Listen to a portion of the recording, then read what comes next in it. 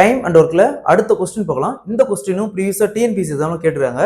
இந்த கொஸ்டின் பார்க்க தான் ரொம்ப பெரிய கொஸ்டின் தெரியுது. ஜஸ்ட் மல்டிப்ளிகேஷன் தெரிஞ்சா போதும். இந்த மாடல் சம் பார்த்தோன்னே ஈஸியா சால்வ் பண்ணிடலாம். சோ இந்த மாடல் சம் கேட்டாங்களா எப்படி குயிக்கா சால்வ் பண்ணலாம்ங்கறத பார்க்கலாம். கொஸ்டின்ல ஏ பி சி மூணு பேர் சேர்ந்து ஒரு வேலையை செய்து முடிக்கிறாங்க. அதுக்கு மொத்தமா 1920 ரூபாய் அமௌண்ட் தராங்க.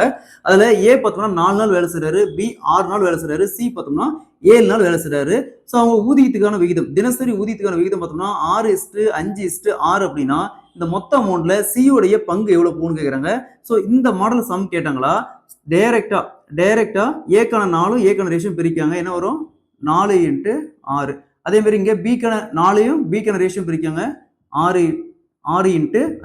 அதே மாதிரி சிக்கான 4யும் சிக்கான ரேஷியோவும் பிரிக்காங்க, ஊதியத்துக்கான ரேஷியோவும் பிரிக்காங்க 7:6.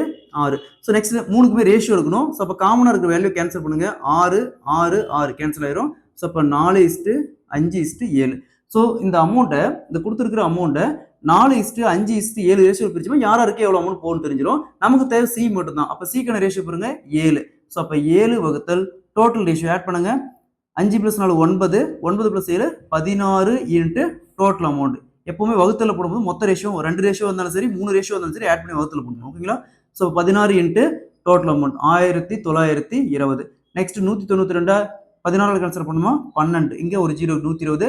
7 இன்ட்டு 120 840 ரூபா. ஸோ அப்போ சி இந்த டோட்டல் அமௌண்ட்ல சி உடைய பங்கு பார்த்தோம்னா 840 ரூபா. Option D is the correct answer.